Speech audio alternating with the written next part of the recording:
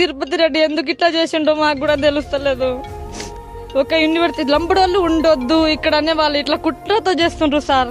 కుట్ర మొత్తం ఇంత వాళ్ళు మంచిగా చేసే వాళ్ళు ఉంటే మధ్యాహ్నం పూట ఇట్లా అని రావాలి కదా సార్. ఎవరు లేని టైంలో వచ్చి ఇట్లా చేస్తే మా పరిస్థితి ఏంది సార్? మా పరిస్థితి ఇలా ఉంది, ఏం చేయాలి సార్? వాళ్ళే న్యాయం చేయాలి. అవును సార్, చిన్న పిల్ల సార్, సంవత్సరం పిల్ల. ఫుల్ ఏడుస్తుందంట, ఉంటలేదు, తింటలేదంట.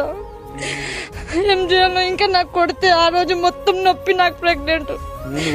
కొట్టిండ్రు, కడుపు మీద కొట్టిండు సార్.